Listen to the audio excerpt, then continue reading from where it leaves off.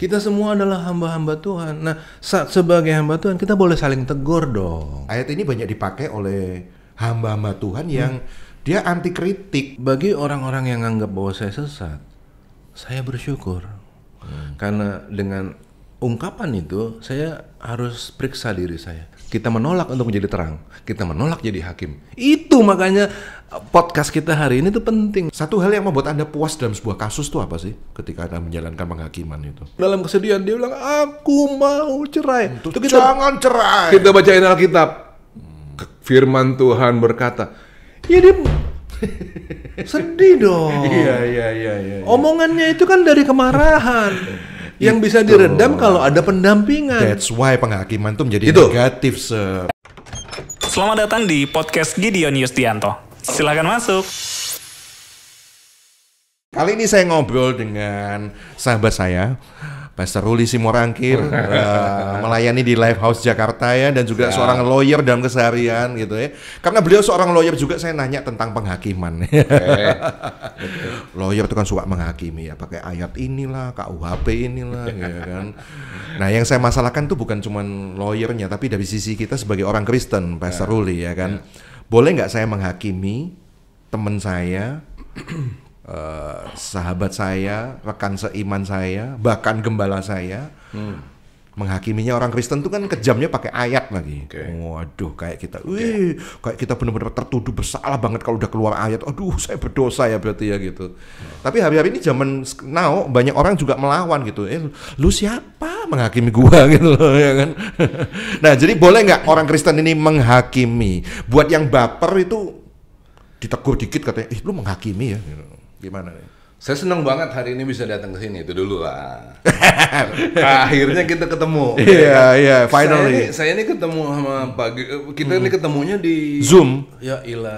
Waktu zaman Covid. Betul. Akhirnya ini baru pertama kali bisa ketemu. Karena nggak ada yang bisa dilakukan ya waktu itu kita Zoom gitu ya di masa Covid ya. Puji Tuhan kita ketemu ya akhirnya ya. Iya. Dan Anda menghakimi lo waktu itu. Menghakiminya gimana? Hah? Menghakiminya gimana? Persepuluhan nggak harus di gereja. Sesat saya ya. Banyak yang kena loh itu. Anda menghakimi. Oke. Jadi terima kasih. Iya. Hari ini kita bisa ketemu, bersyukur sama Tuhan juga. With my pleasure. Nah, kalau ngomong soal penghakiman, sebelum kita masuk ke jawaban boleh nggak boleh? Boleh. Kita letakin dulu dasar-dasar berpikirnya ya tentang penghakiman. Kalau kita bicara penghakiman, kita mesti kembali dulu kepada konsep awalnya Tuhan dulu. Zaman dulu itu raja-raja atau hakim-hakim? Zaman dulu raja-raja atau hakim-hakim? Raja-raja atau hakim-hakim coba? Dipimpin oleh hakim-hakim. Dipimpin oleh hakim-hakim. Nah, jadi begini. Saya ini nggak pernah memungkiri ya bahwa kewenangan untuk mengadili itu 1000% ada pada Bapa. Itu adalah suatu kemutlakan. Saya nggak menafikan itu ya. Tapi kemudian dalam hikmat Tuhan kasih kewenangan untuk menghakimi itu ke Musa dulu sebagai hakim yang pertama. Nah, terus dia sibuk nih Musa, sehari-hari dia menghakimi ya, sampai dia kecapean. Mertuanya bilang, ngapain kamu Musa? Aku lagi menghakimi perkara bangsa ini. Loh, jangan kamu sendiri Mus. Kamu harus bagi tugas kepada anak-anak buahmu. Jadi dibagilah hakim-hakim itu kekuasaannya. Nah, sejak itu yang terjadi adalah hakim-hakim. Dengan hakim terakhir itu Samuel. Nah, setelah Samuel, pada saat Samuel itu kemudian Samuel tertolak. Orang Israel kepingin punya raja. Sakit hati Tuhan. Kok kamu malah kepingin punya raja? Kamu nggak ngerti kalau jadi raja tuh, kalau ada raja tuh begini dan begitu. Yang bener tuh konsepnya adalah hakim. Itu dulu. Itu konsep tuanya dulu. Jangan kita tinggalin dasar berpikir ini. Nah, jadi yang dibutuhkan adalah hakim. So maksudnya Anda mau mengatakan bahwa menjadi hakim itu, kita menjadi hakim itu satu kehendak Tuhan gitu? Yang saya mau bilang adalah banyak orang hari ini yang nggak ngerti loh sebetulnya kalau ngomong tentang kehendak Allah.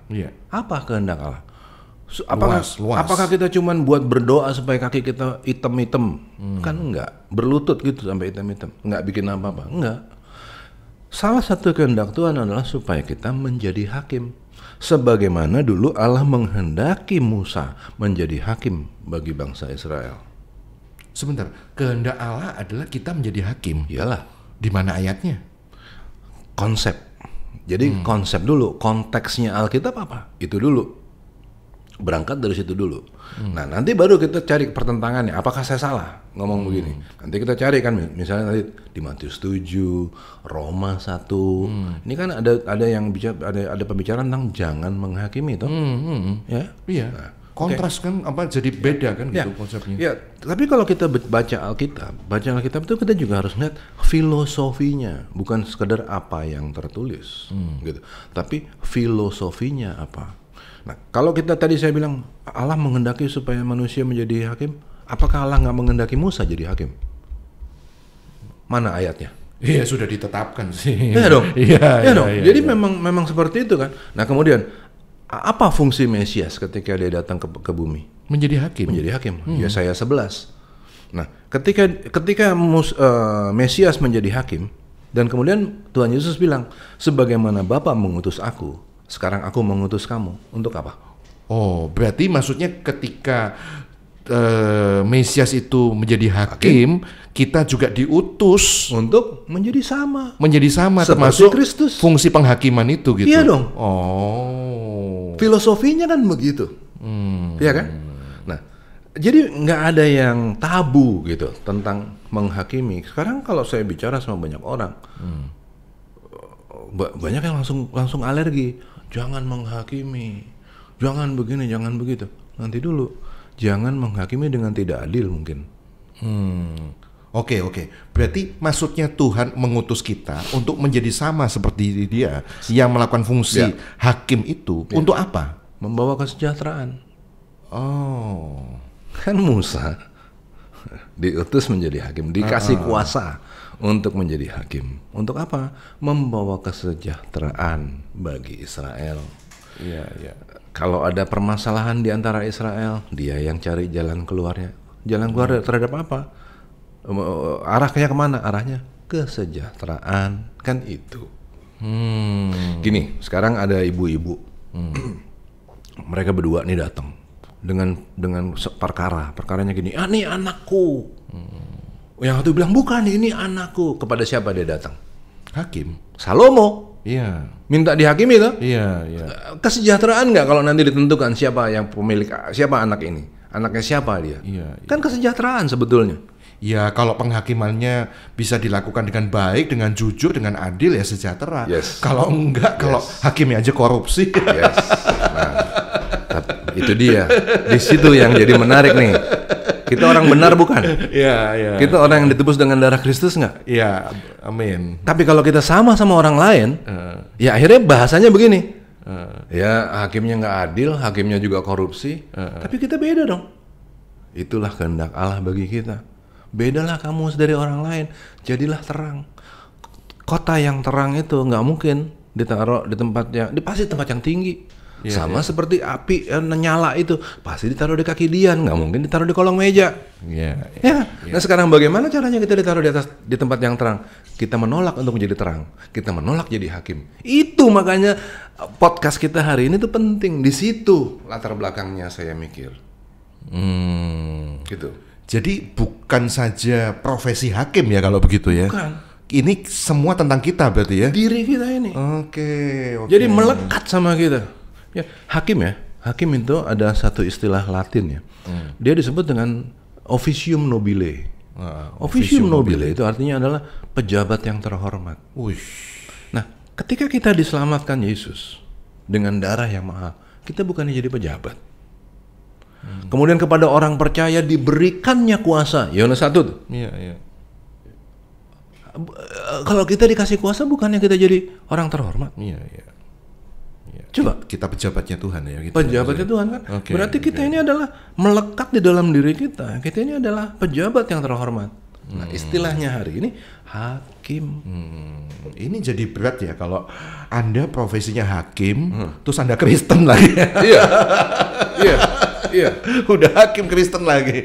Nah, tapi sekarang begini, katakan hari ini kita bukan hakim di pengadilan. Iya. Katakan kita nih hari ini ibu rumah tangga. Bukan ibu rumah tangga juga jadi hakim. Iya betul sih. Dia harus tegur anaknya dengan cara seperti apa?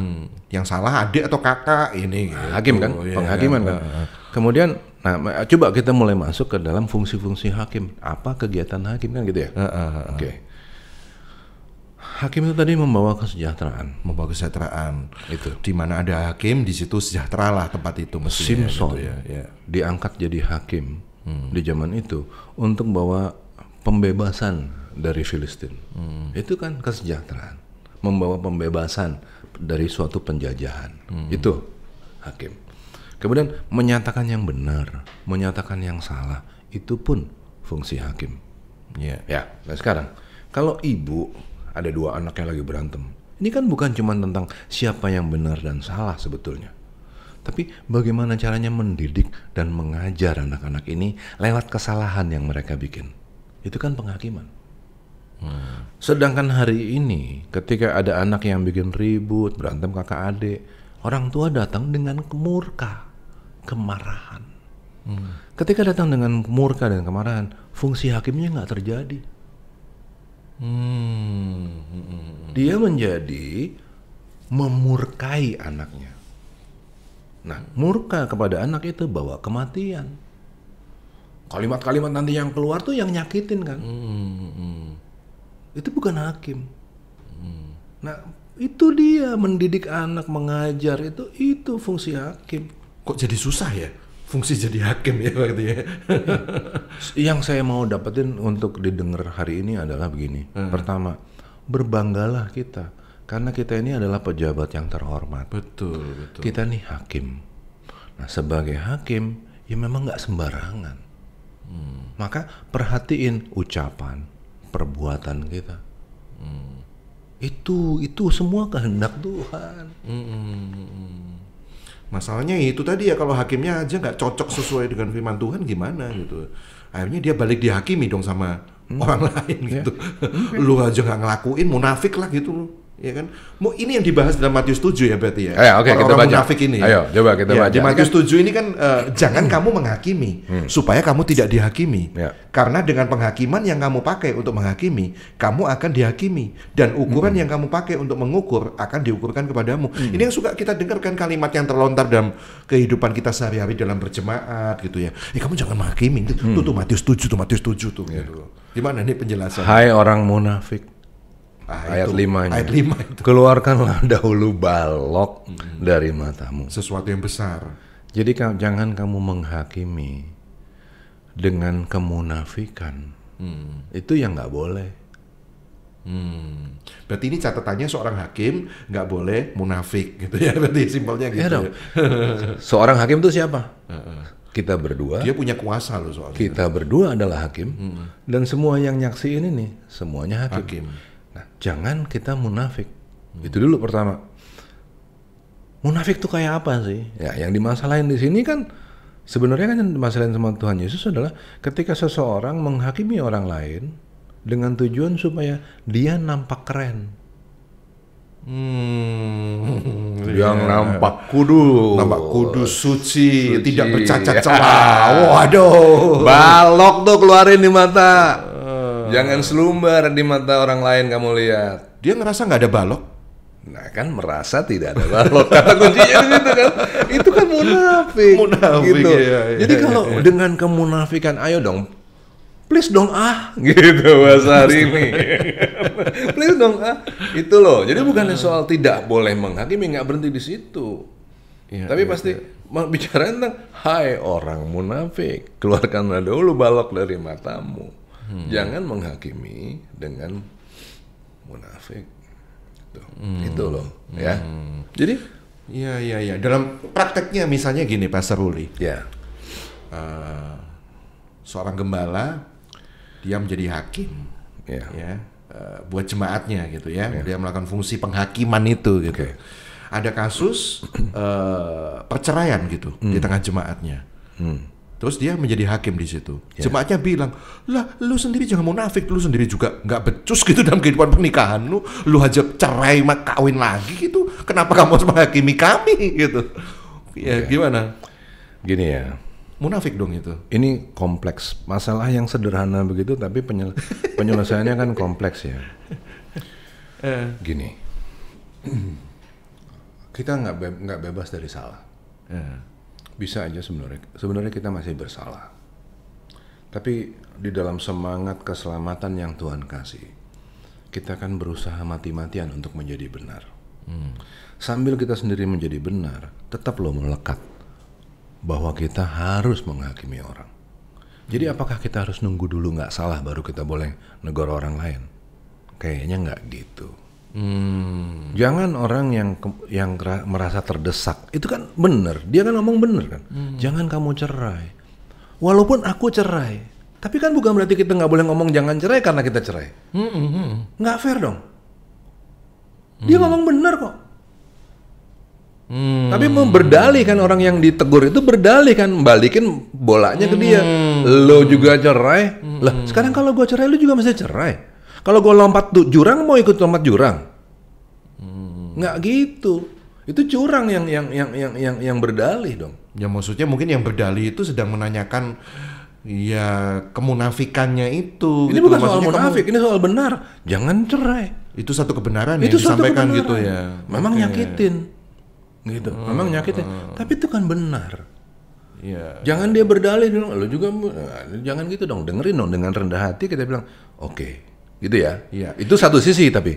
Di sisi pembicaranya yang bilang jangan cerai, udah didengar belum kasusnya apa ini? Perhatiin bahwa hakim waktu dia megang perkara, dia akan dengar semua pihak.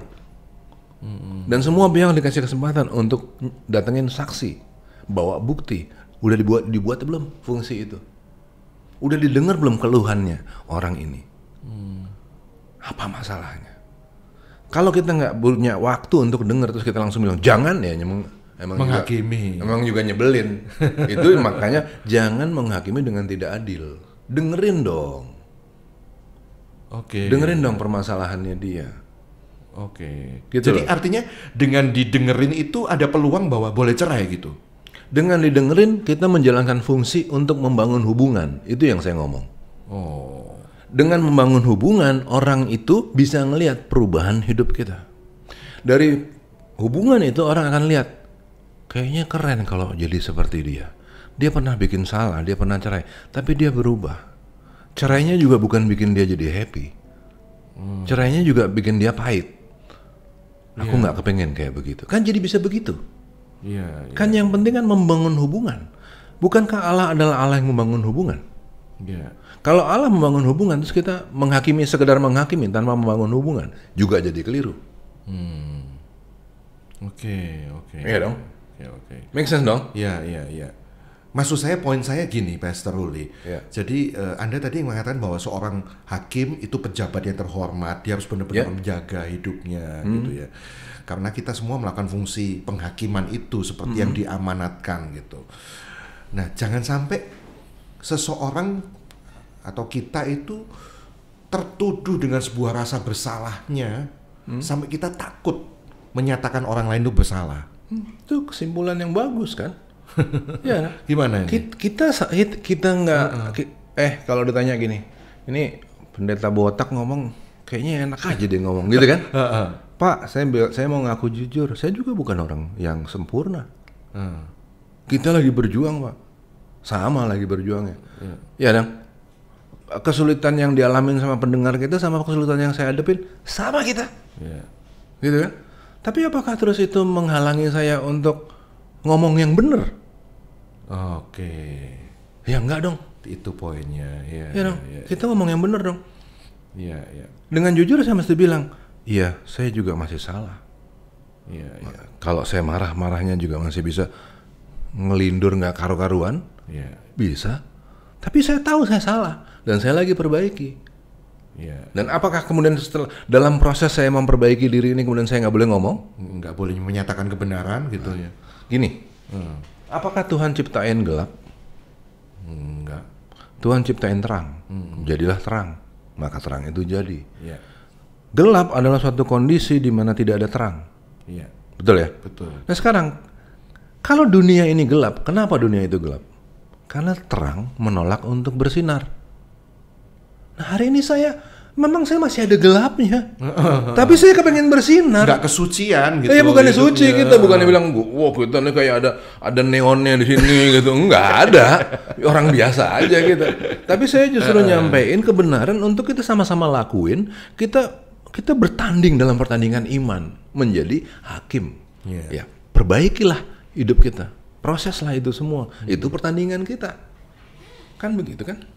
Iya. Jadi apa ya? Seorang hakim ini berarti juga harus menjaga hidupnya, gitu ya, karena disorot orang di itu tadi. Ya, suatu hari Samuel di umurnya yang tua, dia berdiri di depan orang-orang Israel. Dia bilang gini, kalau ada yang pernah saya rugikan, kasih tahu, saya ganti. Di depan orang Israel loh, orang-orang yang titis itu kan ya, nggak ada yang berdiri. Nah, dia jaga hidupnya kan? Iya. Kan begitu. Oke. Nah, sekarang pertanyaan saya adalah yang berikutnya, ada ayat tuh di Mazmur tuh ya, Mazmur yang mengatakan bahwa jangan mengusik hamba yang kuurapi gitu. Nah, mengusik ini artinya kan kita sedang menghakimi hamba Tuhan. Wah, ini sesat nih hamba Tuhan. Kan menghakimi itu, Pastor. Oke.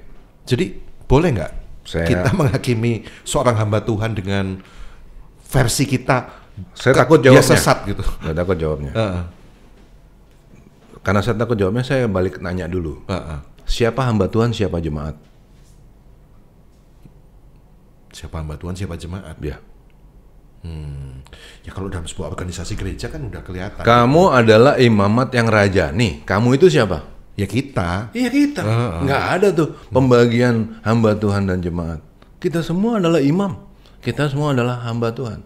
Kita semua diurapi gitu berarti. Jelas. Bukan cuma diurapi, kita ditebus dengan darah yang mahal. Kita semua diselamatkan. Nggak ada pembagian kasta itu. Jadi ayat itu buat siapa dong? Itu kan di zaman perjanjian lama dalam satu kasus. Jangan terus diterapin di dalam hidup kita dong. Nggak bisa. Kita semua adalah hamba-hamba Tuhan. Nah, sebagai hamba Tuhan kita boleh saling tegur dong. Itu dia, itu fungsi penghakiman tuh begitu. Tapi ketika kita menegur, apakah kita sudah menguasai kasusnya? Apakah teguran kita itu memang benar? Di dalam kasus itu kita udah dengerin belum saksi-saksinya? Kan begitu. Ya. Soalnya ya ini saya kutip ya, Mazmur 105 ayat 15, jangan mengusik orang-orang yang kuurapi dan jangan berbuat jahat kepada nabi-nabiku. Oke, kasusnya apa dulu di dalam Mazmur itu? Kan begitu. Nggak bisa begitu aja diterapin dalam hidup sehari-hari. Kemudian Mazmur itu bukannya nyanyian ya? Kok dipakai jadi pengajaran? Nggak sederhana loh Mazmur, bisa ditarik jadi pengajaran. Gitu. Dulu di sekolah teologi kita belajar tentang Mazmur, nggak sesederhana itu. Bukan pengajaran dalam nyanyian, bukan? Nggak tentu.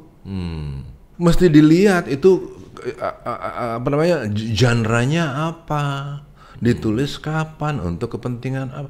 Itu Mazmur tuh nggak sesederhana itu untuk ditarik jadi pengajaran, jadi doktrin, nggak bisa loh. Bukan itu tempatnya. Ya jujur saja ya, ayat ini banyak dipakai oleh hamba-hamba Tuhan yang dia anti kritik gitu, kayak menjadi sosok yang nggak bisa dikritik, bahkan untuk menutupi kelemahannya gitu dengan pakai ayat ini. Ini yang bikin orang jadi marah dan akhirnya sangat sentimen, sangat sensitif sekali dengan kata hakim dan menghakimi. Iya, kesannya negatif kan? Karena kesannya negatif. Iya. Nah, justru lewat acara ini kita mau ngomong, kalau kita ditegur, siapapun kita, jangan kita berdalih, kita hamba Tuhan. Semua hamba Tuhan, bro. Jangan berdalih. Kalau memang kita salah, ya kita segera bilang, sorry, maaf ya kan.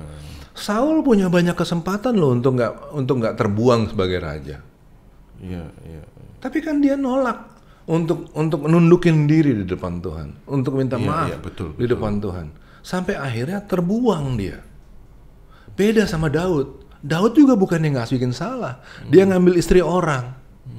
Tapi begitu ditegur sama Nabi Nathan, yang bicara sebagai wakil Tuhan, apa yang Daud bilang? Maaf. Kan nggak banyak tadeng-tadeng dia. Maaf. Dia nggak bilang jangan menegur hamba yang diurapi. Ya enggak lah. Dia nggak pakai kata-kata itu. Iya kan? Dia langsung bilang maaf. Nah, contoh-contoh seperti ini yang perlu ditampilkan hari ini. Ngakuin salah pada saatnya. Tapi orang yang negor juga negor dengan bijak. Nggak semua orang ditegur harus diteriak-teriakin. Bisa juga dengan ketawa-ketawa. Kan caranya, ini kan semua mengenai cara, kapan, seberapa banyak, adakah hubungan yang dibangun. Kan ini semua, coba nih, kalau ini dijalanin, kalau semua yang kita ngomong ini dijalanin, adakah damai? Harusnya ada ya, ketika kita menegur itu dengan apa ya, relnya gitu menegur dengan kasih. Kadang-kadang orang tuh suka menegur itu menghakimi. Kenapa jadi menghakimi jadi negatif? Karena negurnya nyinyir, menyakitkan, karena dia benci dengan seseorang, haters gitu masalahnya. Betul ya Pak Sarul ya? Bener kan? Dan itu dia masalahnya, kita ini udah kehilangan art menghakimi. Budaya Jawa misalnya dari zaman dulu, leluhur kita itu kan cara dia ngomong, cara dia nutup, ya gimana sih untuk nyampein tuh ada caranya, ada macam-macam lah, ada keindahannya kan, yang hanya bisa dimengerti kalau semua sama-sama pembelajar, kan.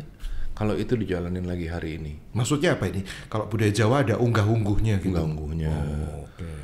Ngomongnya nggak langsung. Tapi kemudian orang yang nerima karena dia ngerti konteksnya, dia ngerti budayanya, dia ngerti filosofinya, nyambung toh. Sama-sama Alkitab. Alkitab itu kan budaya timur. Ada unggah-ungguhnya. Nah, kalau unggah-ungguhnya Alkitab kita pahamin. Kalau kita tahu bahwa pesan Alkitab adalah, coba yuk sebelum kamu menghakimi, bangun dulu hubungan sama orang itu. Ya, bangun dulu hubungan ya. Kenali dulu orangnya. Tentunya akan rela hati kok orang itu dihakimi gitu. Permasalahannya kamu dengerin. Mungkin kamu datang menghakimi itu bukan dengan kata-kata, tapi dengan pendampingan. Bisa toh? Ini ya, orang meninggal. Terus orang maksudnya baik, menghibur. Udah, nggak usah sedih. Dia udah ada sama Tuhan sekarang. Itu penghakiman loh. Iya. Kenapa? Orang yang bersedih itu bukan butuh untuk diomongin. Udah tahu ya. Udah tahu dia. Dia cuma perlu dirangkul. Dia diam. Kita berdiri di sebelahnya. Kita bilang, you are safe with me. Kita jagain kamu. Kalau gereja bikin begitu, cantik. Itu kan penghakiman yang cantik. Dia bilang, nggak mau, aku mau lompat, aku mau dikubur. Kamu jangan dikubur, kamu nanti sesat. Aduh, orang udah begitu dibilang sesat lagi.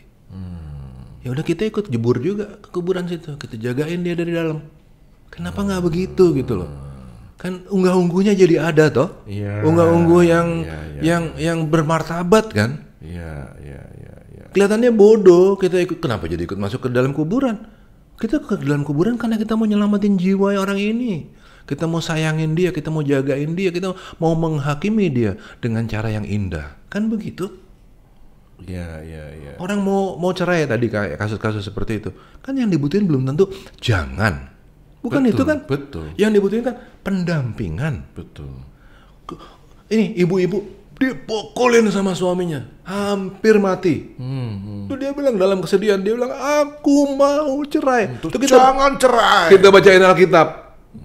Firman Tuhan berkata, ya dia sedih dong. Iya. Omongannya itu kan dari kemarahan. Yang bisa diredam kalau ada pendampingan. That's why penghakiman tuh menjadi negatif, Sir. Itu dia kesannya. Itu dia. Karena udah keburu, orang tuh keburu main potong pintas. Kenapa potong pintas? Karena memang waktu kita juga nggak ada hari ini untuk bangun hubungan. Betul. Bangunlah hubungan dulu. Dari situ baru kita menghakimi gitu loh. Sederhana sebenarnya, tapi nggak sederhana, ribet ya. Tapi harus jadi kebiasaan. Apapun yang ribet itu karena kita nggak biasa bikin. Kalau kita udah biasa bikin, terus kita bikin, jadi biasa aja. Nggak ada hebatnya, enggak. Iya. Berarti Anda sedang mengatakan haters ini terlalu shortcut potong Kompas langsung bilang komen-komennya pedes langsung ya. Aduh, saya juga nggak mau bilang ada hater. Karena begitu saya bilang hater, saya juga jadi menghakimi tanpa mendengar dulu permasalahannya apa. Iya. Nah, mungkin dia juga punya alasan sehingga dia bilang begini. Coba kita dengerin. Kenapa mereka ngomong begitu? Apa sih kekecewaannya mereka? Gitu. Kalau segitu saya langsung kasih nama, ini orang hater. Ya, kelar dia. Ya nggak sih? Ada berapa banyak kita selama kita berpengalaman bergaul segala macam, temen yang jadi musuh. Mungkin ada. Ya. Tapi kan nggak selamanya temen jadi musuh kan. Ada juga yang kemudian jadi balik bersahabat. Kenapa kita akhirnya jadi balik bersahabat? Ketika kata-kata yang nyakitin itu ya, label-label hater, pembenci, wah lo musuh gua, ya kan? Kalau kata-kata yang negatif itu berhenti, terjadilah rekonsiliasi kan.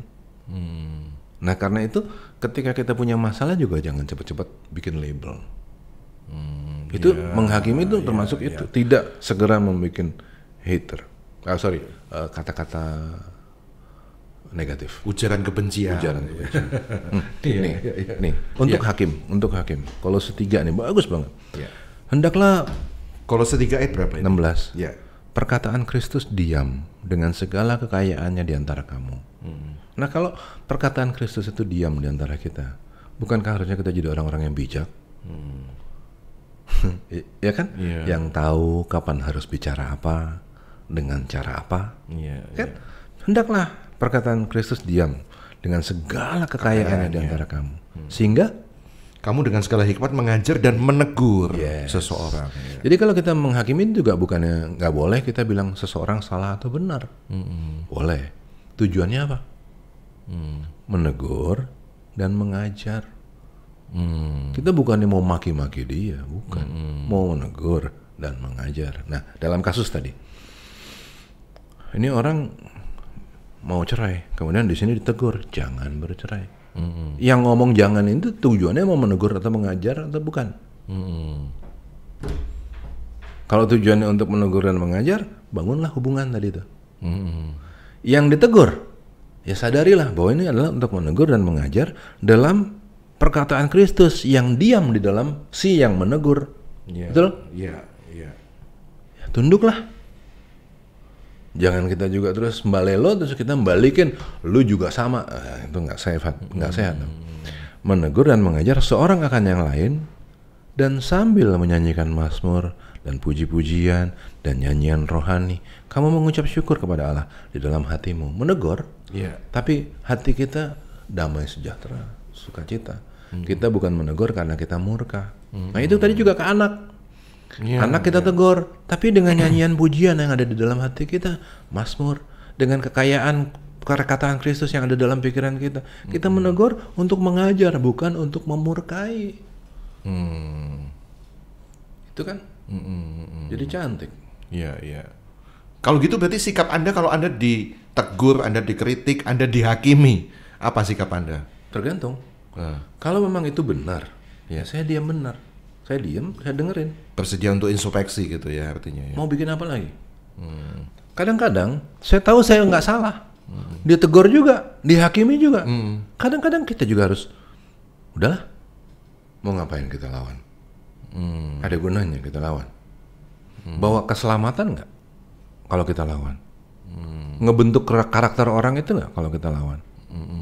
Kalau nggak, ngapain kita masalahin? Ada waktunya begitu kan? Jadi ada waktunya saya bisa diam dan saya bilang minta maaf. Ada waktunya saya diam karena saya nggak kepengen ngelawan. Nggak penting ngelawan yang kayak begini. Nggak penting. Ya. Ada lagi yang saya lawan. Nah dalam konteksnya apa itu? Dalam kondisi yang seperti apa yang Anda lawan ini? Kalau saya memang benar. Oke. Kalau memang saya benar dan saya tahu ini adalah untuk kepentingan banyak orang misalnya. Kasusnya udah pernah kayak begini. Bukannya nggak pernah saya ngadepin.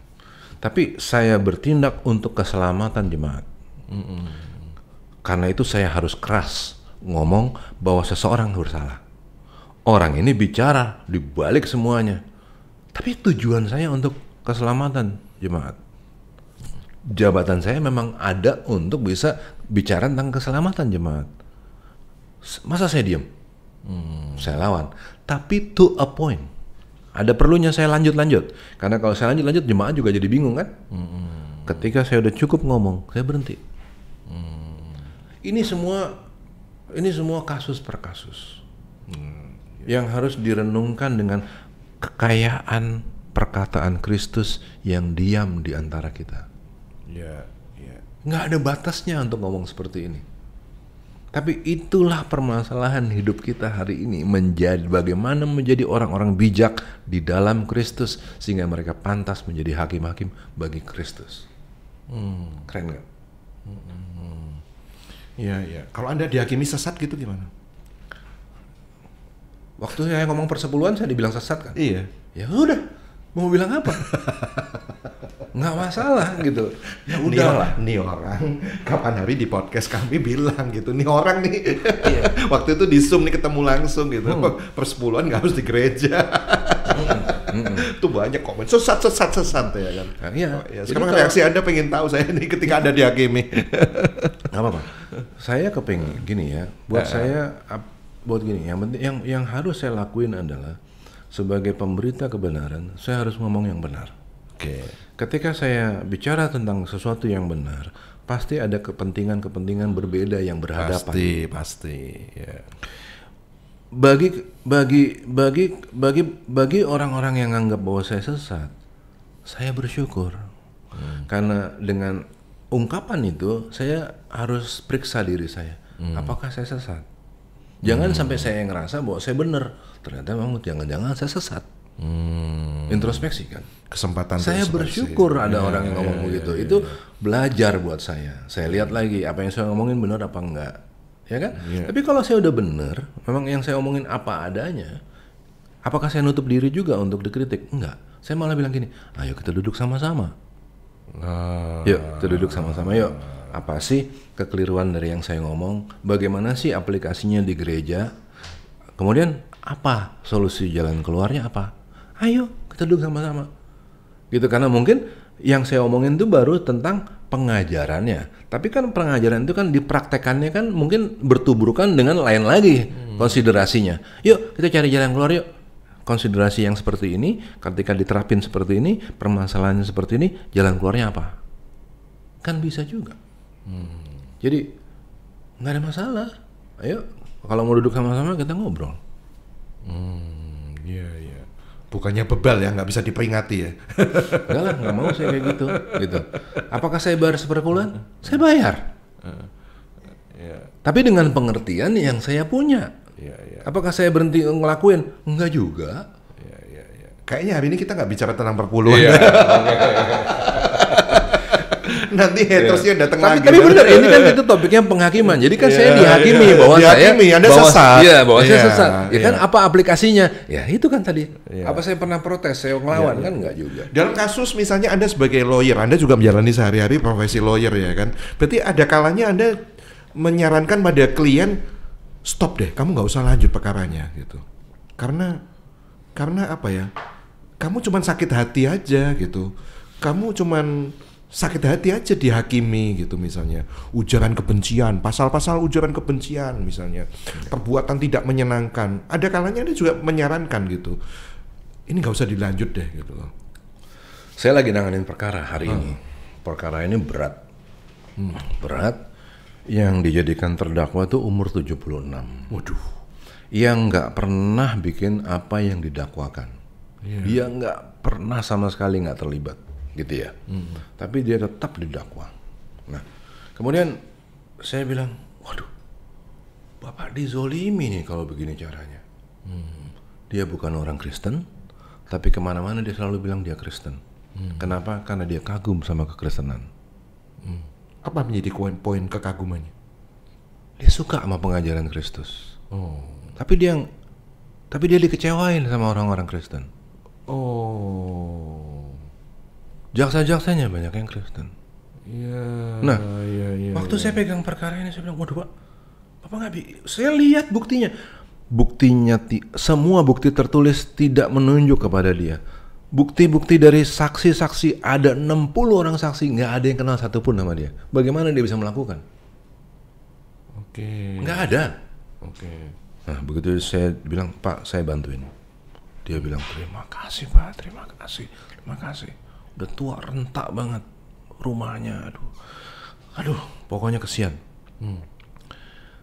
Ketika dia datang, dia tiba-tiba taruh di meja duit, blek gitu, banyak. Waduh, saya harus jadi hakim nih. Apa yang harus saya bikin? Saya terima nggak nih duitnya? Saya boleh terima loh. Tapi saya tanya sama dia, Bapak, ini kenapa saya dikasih uang begini? Ini fee saya. Enggak Pak, ini bonus saja. Bonus. Bapak dikecewain loh sama banyak orang Kristen. Saya bilang, Bapak dikecewain sama banyak orang Kristen. Kalau saya terima ini begini aja, terus Bapak nanti misalnya kalah, Bapak pikir saya sama dong sama semua orang-orang yang selama ini ngeduitin Bapak. Lebih kecewa lagi nantinya. Nanti Bapak, apa bedanya saya sama mereka? Saya bilang gitu. Terus bagaimana Pak? Terima nggak uang ini? Saya bilang, Pak, begini Pak ya, saya ini mau dekat sama Bapak karena saya mau bangun hubungan Pak. Nah, kalau sampai Bapak kalah, kita maju perang terus Pak, sampai kita dapetin keadilan. Bapak harus yakin bahwa saya dampingin Bapak sampai ujung. Bukan karena uang, tapi karena saya pengen belain Bapak Pak. Gitu. Terus jadi gimana Pak? Masa uangnya saya kasih nggak diterima? Gini Pak, saya terima, saya kembaliin kepada Bapak. Terima kasih ya Pak. Berarti Bapak menghargai saya. Tapi Bapak mesti tahu, saya ada di sini bukan uangnya Pak. Saya perlu uang Pak, bukan nggak perlu uang. Tapi udahlah, bukan itu yang saya perlu.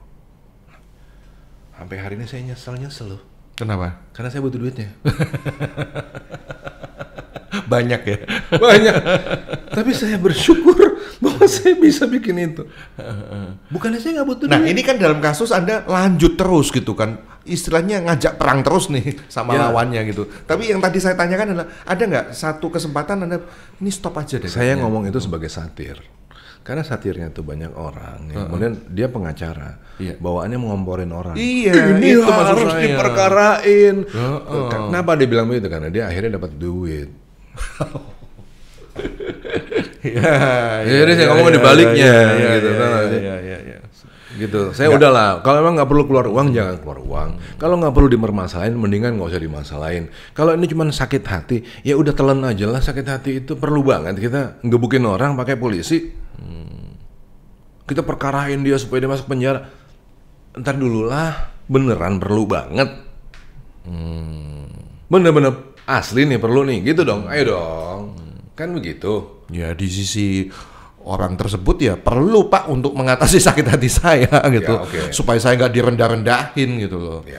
Dia harus tahu kalau saya ini juga punya power. Gitu. Nah semua itu kan harus dipertimbangin matang-matang. Pertimbanginlah matang-matang. Nggak semua jawabannya tidak perlu, tapi nggak semua jawabannya juga perlu loh. Bisa juga tidak dua-duanya. Bisa nanti dulu deh. Hah, kan ada macam-macam nih. Kan nggak semua langsung datang lawyer terus, oh ini harus. Itu kan begitu kan. Begitu lawyer tuh bilang harus, kan langsung nulisin invoice kan. Betul. Uang operasionalnya apa ini kan. Iya. Bohwat kita lama-lama kalau gitu caranya kan. Saya nggak kerasa beliau pas mengatakan satir itu ya. Ternyata satir itu juga bentuk penghakiman ya. Ada satirnya. Satirnya. Saya juga kan nggak mau ngomong langsung ke situ. Kita muter dulu jawabannya. Oke. Jadi yang saya bisa ambil dari podcast kali ini adalah menghakimi itu harus ya, kita sebagai umat yang dipilih yang punya satu tugas untuk melanjutkan. Jadilah terang di tempat yang gelap. Jadilah terang di tempat yang gelap meskipun ada resikonya ya. Ada resiko pasti. Oke. Pasti. Jangan pernah takut juga untuk menghakimi gitu ya. Jangan takut. Walaupun hidup kita nggak perfect. Iya. Tapi karena kita menghakimi, usahakanlah supaya jadi perfect, kan begitu kan? Jadi ada pagernya juga kita kan? Iya. Dan jadilah hakim yang adil, hakim yang benar gitu ya. Mendengarkan orang, membangun hubungan. Iya. Gitu kan? Kalau kita lakukan itu ya tadi dikatakan bahwa sejahtera mestinya itu ya. Tapi pasti ada yang benci juga sama kita bagaimanapun. Ya sudah, kita udah ngerjain bagian kita. Ya kan, kita nggak bisa bikin semua orang happy. Tapi you know you're doing the right thing kan? Ya udah, lakuin lah. Satu hal yang membuat Anda puas dalam sebuah kasus tuh apa sih ketika Anda menjalankan penghakiman itu? Kalau menang gitu. Puasnya saya tuh dari awal dulu. Waktu saya pegang kasus, saya kepengen tahu dasarnya apa. Sejujur-jujurnya perkara ini gimana? Itu dulu. Kalau ternyata memang kita salah, puasnya saya adalah karena si tersalah itu dapatin hukuman yang pantas dengan cara yang pantas. Gitu. Saya nggak mau kalau orang ini salah, tapi kemudian dia bikin saya untuk bilang dia tidak salah. Nggak mau saya. Gitu. Oke. Ya udah, yang putih ya putih, yang gelap ya gelap, hitam ya hitam. Tapi si hitam pun harus dikasih keadilan kan. Makanya kan timbul kan kepanjangan KUHP, kasih uang habis perkara. Nah, itu di negara lain lah, bukan di kita. Di Konoha. Nah, itu di negara lain lah. Kalau di negara kita enggak. Iya. Anda memberikan saya ayat di Yesaya 11 ayat 2 ya. Roh Tuhan akan ada padanya, roh hikmat, pengertian, roh nasihat, keperkasaan, roh pengenalan dan takut akan Tuhan. Ya, kesenangannya ialah takut akan Tuhan. Ia tidak akan menghakimi dengan sekilas pandang saja atau menjatuhkan keputusan menurut kata orang, tetapi ia akan menghakimi orang-orang lemah dengan keadilan dan akan menjatuhkan keputusan terhadap orang-orang yang tertindas di negeri dengan kejujuran. Ia akan menghajar bumi dengan perkataannya seperti dengan tongkat, dan dengan nafas mulutnya ia akan membunuh orang fasik. Ia tidak akan menyimpang dari kebenaran dan kesetiaan, seperti ikat pinggang tetap berikat pada pinggang. Serigala akan tinggal bersama, ini yang luar biasa ayat 6 ya. Ayat yang ke-6 ini dari Yesaya 11 ini, serigala akan tinggal bersama domba. Kok bisa ya berdampingan kayak gitu ya? Serigala sama domba. Terus macan tutul akan berbaring di samping kambing. Artinya ada damai sejahtera di situ gitu. Ada kedamaian. Anak lembu dan anak singa akan makan rumput bersama-sama. Oh, begitu harmonisnya ya. Ini sebenarnya kita mesti lihat ayat ini dari Efesus. Iya, di Efesus 6. Efesus 6. Ayatnya yang ke-17. Itu bicara tentang ketopong. Iya. Dan terimalah ketopong keselamatan dan pedang roh, yaitu firman Allah, gitu ya. Iya. Ayat 14-nya, berdirilah tegap, berikat pinggangkan kebenaran, berbaju zirahkan keadilan. Kakimu berkasutkan kerelaan untuk memberitakan Injil, damai sejahtera. Nah, ayat-ayat ini itu selalu diartiin tuh dari kepentingan untuk ngusir setan-setan di udara. Iya, betul. Nah, waktu saya pelajarin ini saya kaget. Jadi lihat deh, ini di sini kan ada ini nih, ada kalau kita belajar yang versi elektronik, lihat ya. Iya. Ada angka 14, ada angka 6 kecil tuh. Iya. Nah, begitu keluar itu kaitannya dengan perjanjian lama atau kaitannya dengan ayat-ayat lain dalam perjanjian baru. Nah, waktu kita buka itu, coba pencet di tulisan angka 6 nih, angka kecil nih, 6. Oke. Angka kecil tuh, 6. Keluar kemana? Yang mana yang ini. Jebret. Itu kemana dia? Ada Yesaya. Oh iya. Latar belakangnya ngagetin kan? Ya, Yesaya 11. Waktu saya dalemin ini saya kaget juga. Loh, ini kan ayat-ayat untuk okultisme kan? Ternyata enggak. Jadi baju zirah dan lain-lain ini ada kaitannya dengan Yesaya 11, Yesaya 52 dan Yesaya 59. Di mana? Di mana waktu itu Allah bilang begini, ini kok nggak ada keadilan di tengah-tengah bangsa Israel ya? Orang-orang yang aku bawa dari tempat penjajahan, aku kasih taman yang subur, supaya mereka ini bawa kesejahteraan, bawa keadilan kepada semua orang. Tapi kok nggak ada. Maka kemudian ayat itu ya, Yesaya 52 dan Yesaya 59, karena nggak ada orang yang bertindak, Allah lah yang bertindak. Maka dia dengan berbaju zirah kan, berbaju zirah, berketopong dan lain-lain, dia yang membawa keadilan.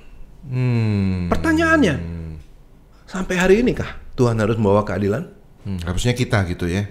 Itu dia, makanya saya mulai mikir bahwa penghakiman ini penting. Kita jangan terus Allah dong yang diharap untuk bawa keadilan dong. Kita ini duta-duta besar Allah di muka bumi. Kita lah yang harus bawa keadilan. Gitu ya. Berangkat dari situ tuh. Gara-garanya dari situ tuh. Nah, Yesaya 52, Yesaya 59 baca deh. Nah, kemudian lari ke Yesaya 11. Ya. Ayat yang Anda berikan Yesaya 11 itu ya bicara tentang akan hadirnya Mesias. Oke. Akan hadirnya Kristus, Raja Damai yang akan datang. Itu Yesaya 11. Nah, di situ saya renungin lagi. Pertama ya tadi ya, apakah Allah yang harus berbaju dan ketopong? Paulus bilang kita yang harus berbaju dan ketopong, bukan Allah lagi dong. Kita. Nah, ketika kita berbaju zirah dan berketopong, tujuan kita mau kemana? Ya tadi udah jelas keadilan kan. Tapi masa sih apa landasannya gitu kan? Yesaya 11. Kristus Mesias datang supaya ia menjadi raja damai, menjadi sumber keadilan bagi bumi yang gelap. Dia tidak akan ayat yang kedua, ayat yang ketiga, tidak akan menghakimi dengan sekilas pandang saja. Nah, ketika Kristus bertindak menghakimi tidak dengan sekilas pandang, dan kita diharap untuk menjadi seperti Kristus, bukankah kita harus yang sama? Oke. Ya kan?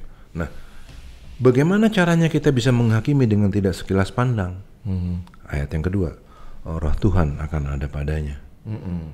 Roh Tuhan itu ketika ada pada seseorang, apa yang dilakukan oleh Roh Tuhan? Bukan berbahasa roh. Di bawah tuh ada tulisannya sendiri. Roh Tuhan akan ada padanya. Apa akibatnya? Iya. Ketika Roh Tuhan ada pada seseorang, orang itu berhikmat. Iya. Arif artinya. Bijaksana. Iya. Dan berpengertian. Jadi orang yang pintar, cerdas, orang yang kepingin belajar. Makin dia belajar, makin dia nunduk seperti padi. Ini. Jadi bagaimana dia bisa menghakimi dengan adil ketika dia dipenuhi dengan Roh Tuhan? Yang artinya apa? Dia bijak, dia arif, dia pintar, tapi menunduk seperti padi. Maka dia punya roh nasihat. Dia perkasa, dia berwibawa. Maka dia akan menjadi hakim. Iya. Ketika terjadi penghakiman dengan cara yang indah seperti ini, apa yang akan terjadi? Ya, satu keadaan yang begitu luar biasa harmonis menurut saya. Kok bisa ya gitu? Ayat-ayat di bawahnya ini disimpulin dengan satu kata aja. Serigala tinggal bersama domba. Oke, kita baca dulu. Serigala tinggal bersama domba. Macan tutul berbaring di samping kambing. Anak lembu, anak singa makan rumput bersama. Terus anak kecil akan menggiringnya. Lembu dan beruang sama-sama makan rumput. Anaknya sama-sama berbaring. Sedang singa akan makan jerami seperti lembu. Anak yang menyusu bermain dekat liang ular tedung. Dan anak-anak yang cerai susu akan mengulurkan tangannya ke sarang ular beludak. Ada yang akan berbuat jahat, berlaku busuk di seluruh gunung-gunungku yang kudus. Sebab seluruh bumi penuh dengan pengenalan akan Tuhan seperti air laut yang menutupi dasarnya. Ketika terjadi penghakiman yang dilakukan oleh orang-orang yang seperti Kristus, kita semua, maka ayat-ayat di bawahnya itu sederhana aja, kita terjemahin dengan kita simpulin dengan satu kata aja. Segitu banyaknya ayat, satu kata aja. Apa itu? Shalom. Peace ya. Shalom. Shalom kan artinya lebih dalam daripada peace. Kedamaian antara bumi dengan Allah, manusia dengan Allah, manusia dengan sekelilingnya. Shalom. Kan keren. Jadi ini yang memang dari kalimat-kalimat ini yang dulu bikin saya jadi punya kesimpulan, menghakimi itu harus kewajiban, bukan kewajiban. Saya nggak mau lihat kewajiban, privilege. Kebanggaan bagi orang benar untuk menjadi hakim bagi Tuhan. Oke. Sampai di sini berarti Anda sudah nggak takut lagi menghakimi ya, atau takut dihakimi. Ya semoga obrolan ini bermanfaat buat Anda semuanya. Kita dibukakan pengertian-pengertian baru. Atau setelah podcast ini Anda mau menghakimi, silakan di komentar ya.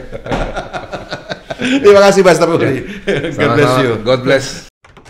Terima kasih sudah menyimak podcast Gideon Yusdianto. Subscribe di channel Batrayuda FM.